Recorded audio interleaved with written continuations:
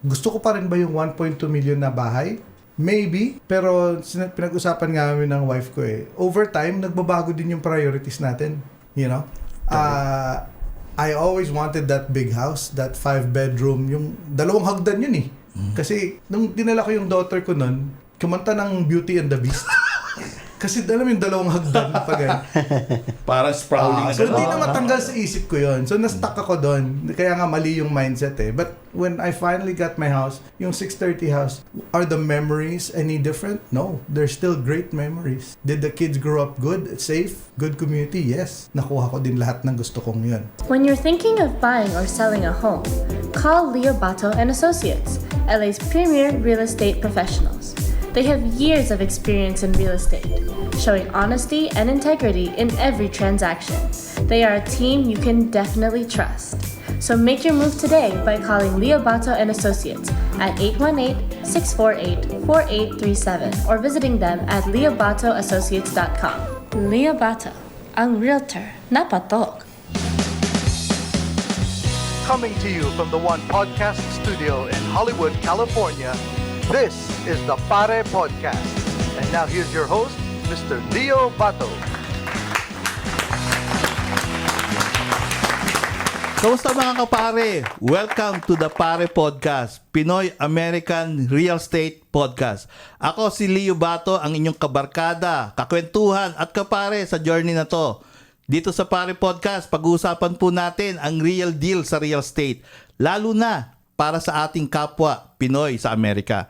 Whether first-time home buyer po kayo, investors, or sellers, or kung gusto nyo lang pong matutunan at maintindihan ng proseso, nandito kami para sa inyo. Pero hindi lang ito tungkol sa bahay at lupa. This is also about our journey bilang mga Pinoy sa US. We share real stories, real deals, and real wins. May tips din tayo mula sa mortgage and market updates hanggang sa pag-navigate ng system bilang immigrant or first-gen Pinoy American. Kung gusto nyong matuto, ma-inspire, at makichika-chika tungkol sa buhay at bahay sa Amerika, tamang-tama ka sa Pare Podcast. Dahil dito, may kapare ka. Kasama ko ngayon sa studio sina Ganesh Barwani at Win de la Calzada, ang mga trusted associate ko. Thank you, Leo. Thank you for having us. And congratulations sa first episode ng Pare Podcast. Alam namin, matagal mo ng vision ito, matagal mo ng balak gawin. So, congrats. Natuloy din. Natuloy din, and thank you for being here as my culprit, as my advocate for this podcast. Ang gusto natin is magbigay ng maraming information at mga guide sa ating mga Pinoy American. Salamat Leo. And yeah, actually ang ganda ng naging outcome ng podcast na to. Totoo. Hindi natin to kayang gawin, no? Dahil kung baga tayong tatlo, gusto lang natin yung idea, pero yung know-how, know the details, yung parang rin pagbili ng bahay, kailangan natin ng consultant. By the way, maraming salamat Paco Ares Pacochaga o Paco's Place, Pa-Coach, Intro Boys, lahat na, multi-talented person to, at ngayon, consultant siya sa mga nag-uumpisang mag-create ng podcast dito sa Amerika. So again, once and for all, thank you Paco. We really appreciate your help from the bottom of our heart, from our bottom of the Leo Bato and Associate. Thank you. Tsaka iba ang no? Actually, naalala mo nung nagsimula tayo, namili tayo ng gamit, puro Amazon. Oo. Puro Amazon Prime. Iba yung may professional guidance, di ba? Iba pala, ibang tunog, ibang quality ng somebody who has know-how. Yeah, same thing with real estate, di ba? Kailangan natin ng yung pagbili ng... So, katulad natin, nag-i-invest tayo sa podcast para makapag-disseminate tayo ng more information. Kailangan natin siyempre yung taong tutulong sa atin. And again, once and for all, thank you, Paco. So, umpisan muna natin. So, ang first segment po natin ngayon ay kwento ng bahay. Sa podcast na ito, we have a segment called Kwento ng Bahay na dito natin pinag-uusapan yung mga kwento ng buhay ng ating mga guests. Pero Leo, since first episode ito today, actually, ikaw ang guest. Oh, kunyari na-surprise ako. Oo nga naman, Leo. Podcast mo to eh. So, paano ba talaga tayo nakarating sa puntong to? Paano ba tayo nakarating? Nakarating tayo dito because yung advocacy na gusto kong mangyari sa mga kapwa Pilipino-American natin na magkaroon sila ng sariling bahay dito sa Los Angeles o particularly sa Amerika, kung madidisseminate ko o magkakaroon ako ng mas maraming kakampi o mga associate na katulad nyo, mas marami tayong matutulungan. So, yun ang talagang advocacy ko from the very start. Kaya ako naging realtor is because I help myself. If I can help myself, I can help other people to own the house and to have their American dream na tinatawag. Di ba? Madali sa amin pakinggan yon dahil kilala ka na namin. But what about those people na first time ka palang narinig? First time pa lang silang nag-open ng podcast. Paano kanila makikilala? So how did it all start? So since this is a Pinoy-American real estate podcast, meaning pinag-uusapan natin yung mga kababayan nating pumunta sa US, paano ka nakaka-relate doon? How did your journey start? Paano ka nakarating dito? First, nung nagpunta ako sa Amerika as a tourist, I work in the Philippines in pharmaceutical. Mga drug pusher kami, legally. So, baka maano tayo, matokhang tayo dito. No? Mga drug pusher kami, pupunta kami sa mga doktor, nagpo-promote kami ng mga gamot na ethical, yung mga piniprescribe nila. Again, thank you Sanofi sa 7 years na trainings and everything, ay nalibot ko yung Pilipinas. Nagpunta ako dito as a tourist, nakita ko yung opportunity na, you know what, I need to be here kasi nandito yung opportunity, no? Pagpunta ko dito, ang una kong tirahan ay Motel 6 kasi wala akong malapit na kamag-anak dito sa San Fernando Valley. Dito ako nakakuha ng trabaho as a nurse. So ako, graduate ako bilang registered nurse. Thank you nga pala sa mga alumni ko sa Chinese General Hospital College of Nursing. Doon ako graduate. So pagpunta ko dito, the only way for me to get a legal status is to be an immigrant, to be a green card. Pero ang ganda nun kasi open yung nursing na visa. So, ginamit ko yung opportunity na yun. Hanggang ngayon ba? Pwede pa yun? Applicable pa ba yun sa panahon na yun? Pag kababayan na gano'n din ang gustong gawin, is it still doable nowadays? Alam mo, kasi wala na ako sa sitwasyon na yun. Hindi ko na alam. So, ang maganda nun, the second day, na pagdating ko sa Amerika, anong ginawa ko? I talked to immigration lawyers right away. So, to guide me on the process. So, talagang kailangan laging may guidance ng consultant o ng expert. An expert in the field. Yeah. Oh. Okay, so nandito ka na, naging RN ka na. What happened next? So, naging RN ako, okay naman yung buhay. Ben, nagkaroon ng market collapse. Yung bubble burst na tinatawag, yung binili mo yung bahay na 500,000, naging 300,000 na lang. 2010 yan, di ba? 2008. 2008 yun. Binili ko yung bahay ko 2007. So, pagkabili ko na mataas, after 1 year, bumagsak. So, parang hirap magbigay ng mortgage na ang halaga ng bahay na binabayaran mong mortgage is 500,000. Yung pala, ang halaga na lang is 300. Yung iba, pumapasok sa 300,000, bumibili ng bahay ng panahon yun. So, mas mababang mortgage nila. Ako, paano kayo bubunuin yun, no? Nag-try ako na mag-consult ng mga different ways to do it, pero hindi pwede. Nung pumasok yung bagong president na si Barack Obama, meron siyang tinatawag na HAMP program, yung Home Affordable Modification Program. Wherein, na-lower ko yung interest rate ko from 11% to 1% with a trial period of 5 years. Laki na. So, from 4,300, yung monthly mortgage ko bumaba ng 2,300. Wow. So, from 2 jobs, nag-single jobs na lang din ako. So, nakita ko yung sarili ko, natulungan ko yung sarili ko by doing that. Then I realized na kung kaya kong tulungan yung sarili ko, pwede ko rin tulungan yung mga kapwa nating nasa healthcare o nasa kasama ko sa trabaho, kaibigan namin, mga kamag-anak namin o mga kakilala namin na magawa yon, yung tinatawag na loan modification. So, doon ako nag-start na yung tulungan yung sarili ko and at the same time tinutulungan ko yung mga co-workers Ilang ko. years ago na tuloy? This is 13 to 12 years ago. 12 years ago. Oo. So yun ang parang nakita mong opportunity, na makatulong sa iba. And yun ang nagdala sa'yo sa profession na to. Oo, tama ka, Ganesh.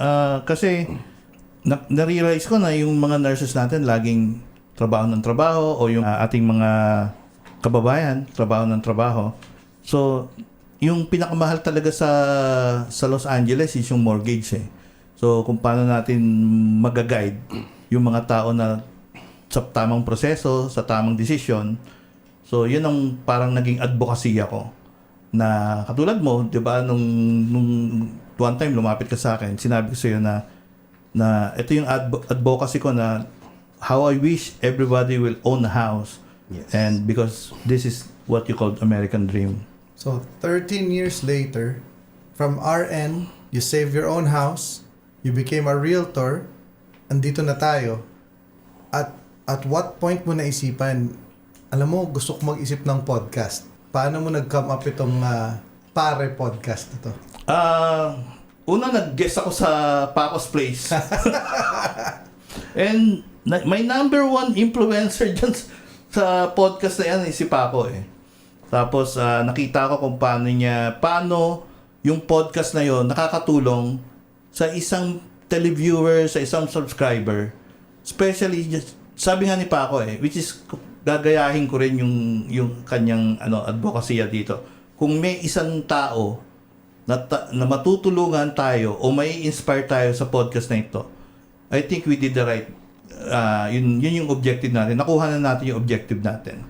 So, hindi na ako lalayo. Ganun na rin ang podcast natin. Doon na tayo. Kung may matutulungan tayo na magkabahay, maintindihan ng pagbili ng bahay. Kaya nga, di ba, real talk, real estate, real life. Di ba? Ang mga pag-uusapan natin, yung mga success story, baka may ma-inspire tayo na isang tao na Filipino-American dito na nag-migrate para magkaroon ng sariling bahay, magkaroon ng sariling investment, and so on and so forth. So, una, maraming salamat sa inyo kasi hindi ko ito magagawa. Kasi kung kami ng dalawa lang ni Paco nandito, walang mangyayari sa amin. Kasi napaka-busy rin niya, di ba? Pero dahil nandiyan kayo yung talagang naggumawa nitong studio na to eh. Ako taga-bayad lang. Well, una-una, people should know, kami ni Ganesh are, I guess, beneficiaries of your journey. Kasi halfway through your real estate profession, at one point, nangailangan din kami ng tulong, natuto kami sa'yo, at nakabili kami ng bahay, and eventually, pumasok na rin kami sa real estate profession. So, thank you din sa pagkup mo sa amin, sa pagturo mo sa amin. And hopefully, tama ka, hopefully, by doing this, lahat tayo will somehow help our fellow Filipinos. Mapasa natin sa iba yung tulong. Diba? Yung experience. Because we also had experience na pangit. We've met realtors before we met you. Yes. Diba? Na ako lang, kung kinakwento, when I bought my first house, this was before you, nabili ko nga yung bahay, but at the end of the process, parang di ko alam, nakatipid ba ako o nalugi ako? You know, I did not understand what was going on. Did I get a good deal or not? Basta may bahay ako, but I wasn't sure. I wasn't sure if I should feel good about it. And part of the process na dinevelop natin sa team natin is that we strive for education. Now, we don't want any of our clients to feel that way. So, yan ang gusto kong naging process natin. Yes, tama. Tama yun, Win. I agree with that. Kasi the same experience din sa akin. Pero, ito ang question ko. Ngayon, nasa podcast na tayo, di ba? Pero before that, yun nga, yung journey mo from RN, then from RN, naging realtor ka para makatulong. At what point in that time na nakapag-decide ka na kailangan mo ng group, kailangan mo ng associates? 'Di ba? Kasi naging part kami nun. So, pero at what point yon na nangyari, before we came in, and, bakit nagkaroon ng ganun? Nung nagsabi kayo na gusto nyong gawin yung ginagawa ko bilang realtor. Yes. Alam mo, sa akin, napaka-fulfilling sa akin na isang katunayan na aside from providing best representation o best service sa inyo.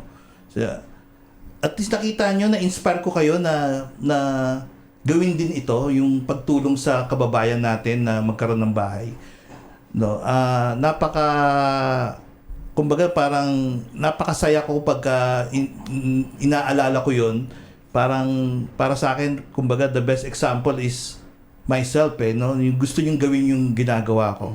And going back to your questions, bakit nag-decide kami na mag-create ng associate? Let me share to you yung usapan namin ni William, my wife. We always talk about our transaction. Yan ang aking marites every morning. Sa breakfast nag-uusap kami about our deals, no. So lahat ng deals ko alam niya. Alam niya kasi naniniwala kami na yung real estate is a family business. So kailangan involved pati yung wife mo kasi siyempre diyan ang gagaling humuhugot yung suporta, no. So may mga sitwasyon na hindi ko na kayang i-serve yung mga kliyente. Ganun na kadami. Hindi naman ganun kadami kasi yung quality na gusto ko, Yes. hindi pa rin mag-suffer Yung baga, kung pwede ko silang ma-servan, pero hindi na ganun kaganda. So that's why I decided to form a team na pwede kong i-train sa gusto kong maging proseso, gusto kong maging hulma, paano na maging katuwang ko sa advokasya na kung na mag-provide ng best service. Remember, this is their biggest purchase of their life. Yep. Di ba? Tama. Katulad nyo rin, kung ano yung naramdaman nyo sa akin noon nung kayo ay ginaguide ko doon sa proseso. Katulad dito, di ba? Parang jungle, di ba? Just like what I'm telling you.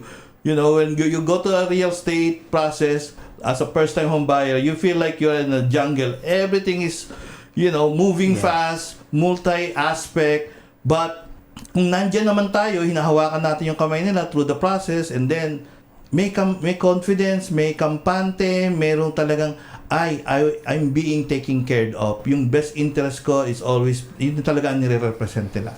So, marami pang reason, pero basically doon nag-start yung reason na sige, expand natin.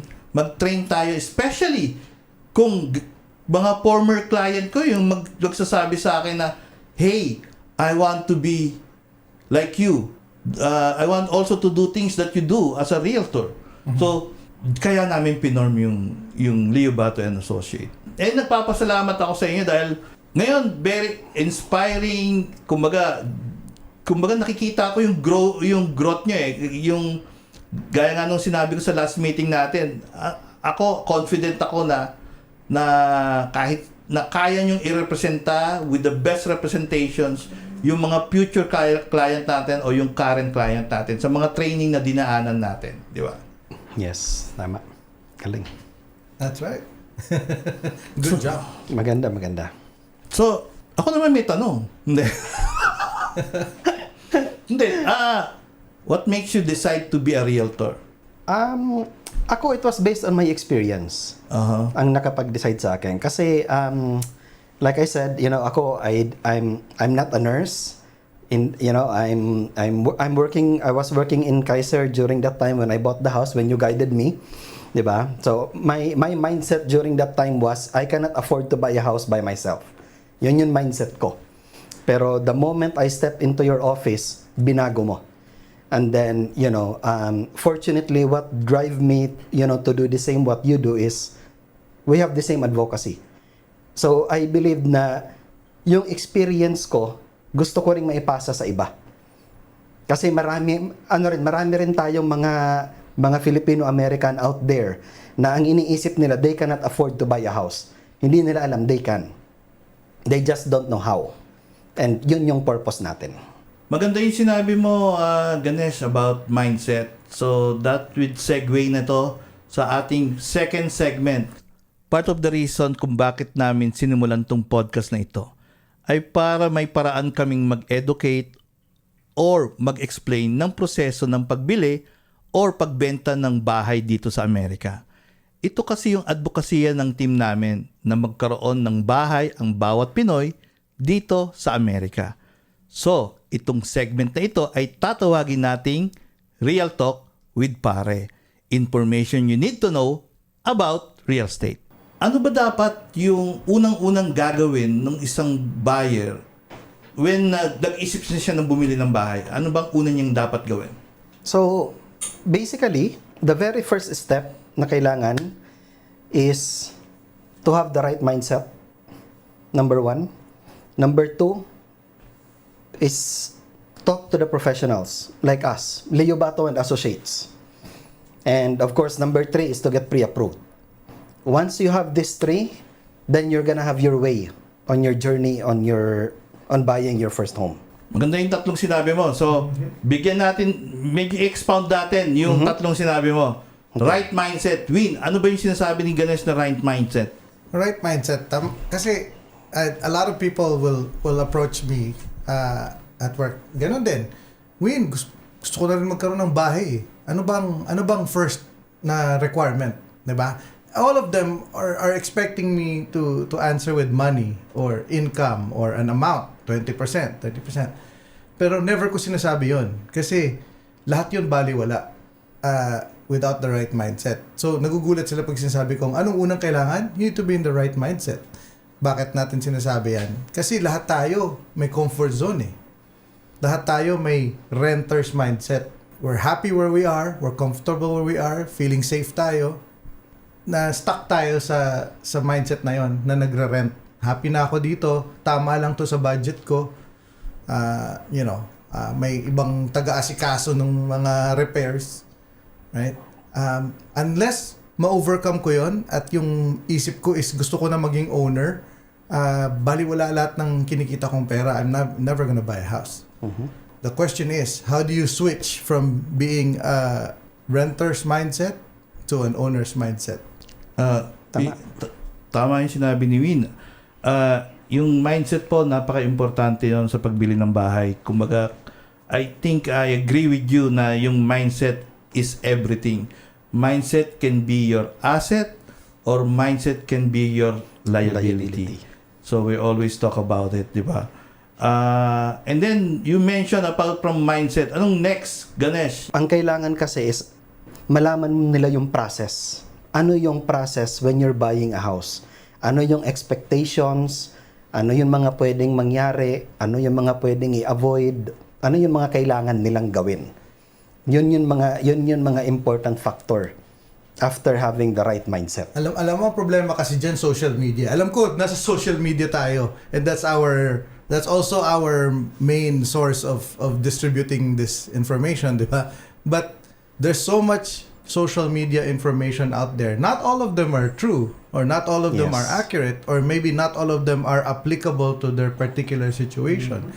Ang problema, pag kinausap mo yung tito mo, pag kinausap mo yung tita mo na nakabili na ng bahay, lahat expert. Lahat marunong. Lahat may opinion. Di ba? I think ganun na yata ang mga Pilipino. Not just that. Actually, this is the funny thing though. Meron na rin tayong mga naging client na before natin na ano yung mindset nila, why they were not owning a home before, because they were getting advices from friends, from relatives, different walks of life, knowing yung mga taong yon walang bahay. Yun pang nagbibigay ng advice about owning a home. So what kind of advice are you really expecting, di ba? Correct. So tama ka doon, Ganesh, kasi common sa atin yun eh, di ba? Ang lagi nga nating sinasabi sa mga buyers natin is kung bibili ka, make it be quiet, and then if you have some questions, talk to the realtors. Kasi sila yung expert na mag-guide sa'yo. Tama ka. Hindi natin maiwasan yan kasi kultura na rin natin na una-una, we're all immigrants here. So, for a lot of our kababayans, it's hard to go into a real estate office na wala kang kakilala. Tapos, feeling mo pa, you don't have enough money. Di ba? Parang, nakakaya naman pumunta dyan. Wala naman tayong alam, wala naman tayong... Like it's not, like you're not worthy. So, siyempre, lalapit ka dun sa mga friends and relatives na sa tingin mo, mas may alam sa'yo. Di ba? That's why di rin natin maiwasan yon. But that's one of the reason why, yun nga, ginagawa natin tong podcast na to is we want to be that person. We want to be that tito or that tita that you can call anytime na hindi mo kailangan mag-English. Pwede ka mag-Tagalog, pwede ka mag-Bisaya. That you can text, call, ask anytime na hindi mo kailangan mahiya, hindi mo kailangan madyahe. Kasi unang-una, enjoy naman natin itong ginagawa natin. Di ba? Wala namang bayad yun. Information is always free. So, hopefully, yan ang isa sa mga ma-achieve natin sa podcast natin to is that we are that tito, we are that tita. Maganda yung sinabi mo, Win.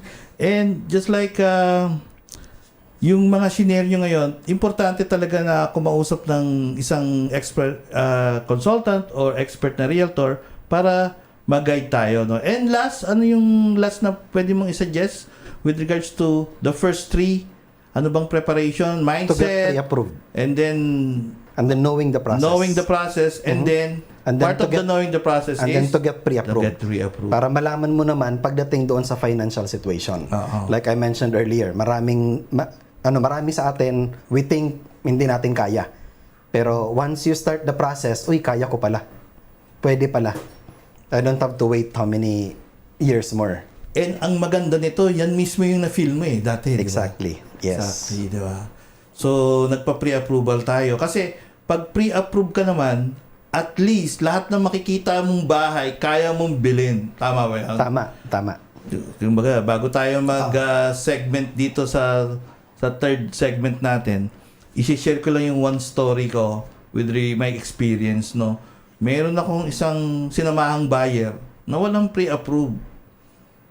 Pumunta kami sa isang showing, pinakita ko sa kanya yung bahay, nag-end up na gustong-gusto niya yung bahay, hindi niya makakalimutan. And hanggang ngayon, wala siyang bahay. Bakit? Kasi yung dinalang ko sa kanya, wala siyang pre-approve. Kumbaga, yung process hindi ko sinunod. Dahil yung discipline hindi ko sinunod, yung discipline na ginagawa natin, education, right mindset, So, pre-approval, na-in-love siya sa isang bahay na hindi niya abot. Hindi niya kaya. hindi niya abot. At And point. At that point. para at that sa time. akin, I completely not blame. I take the full responsibility yung pagkakamaling yun. And ayoko nang maulit yun. Dahil nakikita ko pa rin siya.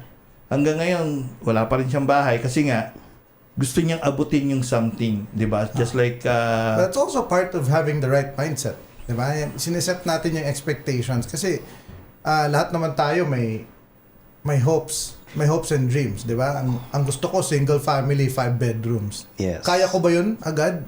On my first purchase? Northridge. Definitely not. Di ba? Definitely not. Ang gusto kong bahay noon, 1.2 million. My pre-approval was 635. Wow. So, ang layo. Di ko talaga siya mabot. However, kung at that time, kung naayos kaagad yung mindset ko na it was okay to get a 635 home, di ba? As a starter. As a starter. Starter. That was the only way na tumubo yun, and that would allow me to get my 1.2 million home later on. Again, guidance, mindset, pre-approval. Exactly. Pero Win, yung 600,000 na yon, magkano na siya ngayon? Actually, malapit na. Nasa 980 na ako. So, I've been there 9 years. Gusto ko pa rin ba yung 1.2 million na bahay? Maybe. Pero pinag-usapan nga namin ng wife ko over time, nagbabago din yung priorities natin.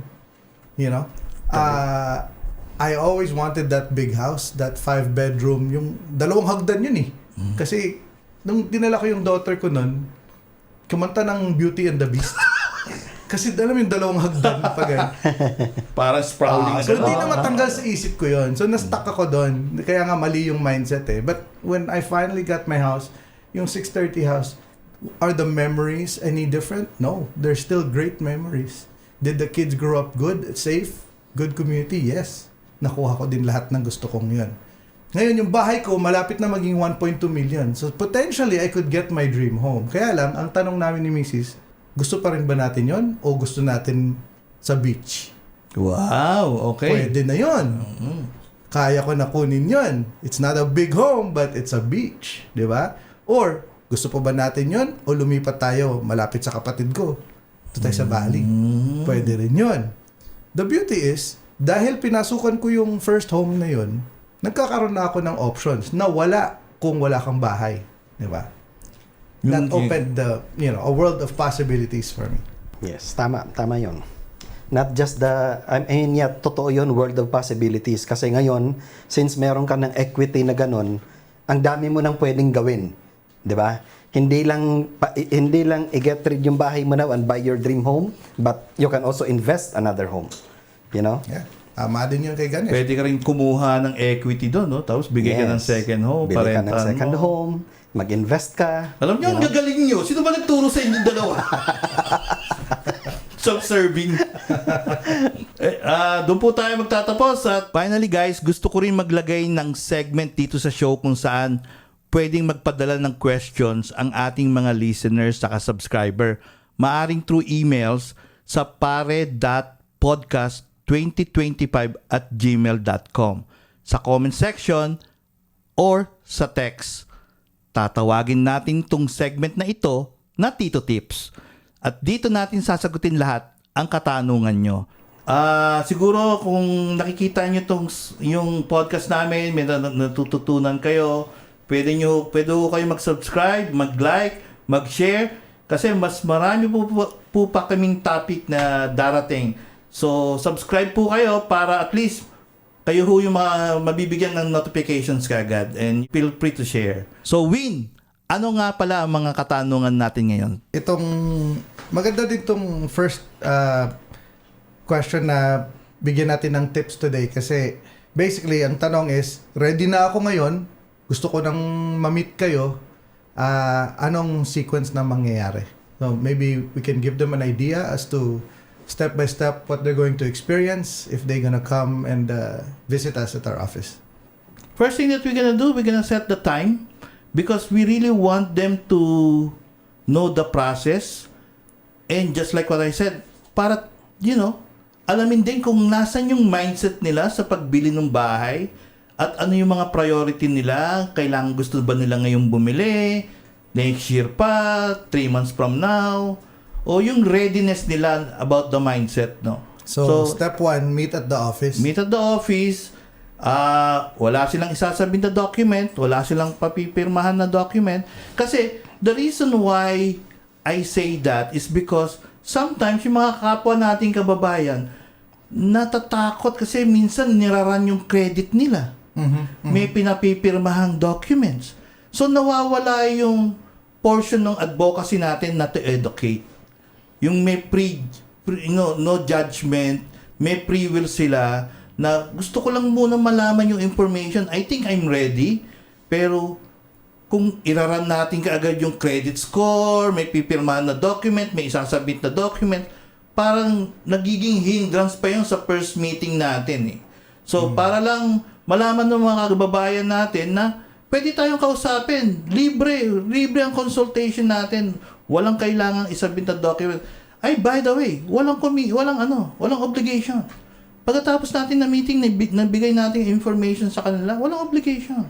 Kasi, just like what I said, ito yung advocacy namin. So just to insert there, since we're talking about meeting at the office, itong podcast studio natin is also in our office in Sherman Oaks. Sherman Oaks. But by the way, we have also an office in Calabasas, Westlake Village, and Pasadena. and Pasadena. And soon To come, Beverly Hills. Beverly Hills. Beverly Naku, Hills. magiging 9210. Ayoko naman sa... Hindi, bakit hindi? Di ba? Kung may mga kliyente tayo Of course, mag-aanap doon, diba? why not? So, we're expanding our office to serve more Filipino-American nating mga kliyente at yung mga regular nating kliyente na hindi naman Pinoy. Okay. Di ba? So gusto ko lang dagdagan yung importance ng pag-visit nila sa office. So, they're gonna get educated. They're gonna know what to expect. And the most important thing is, we're gonna answer all their questions. Any Kasi sigurado question? marami silang tanong. Maraming question. Di ba? At yun ang hindi nasasagot para sa kanila. And that's why it's very important na nandito tayo sa office para pag-usapan lahat yon. So, lahat kaya natin sagutin. Tama ba yan? Yes. Yan. Opo.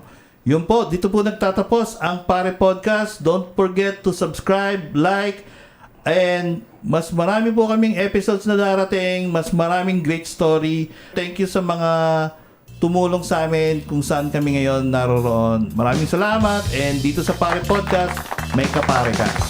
Bye!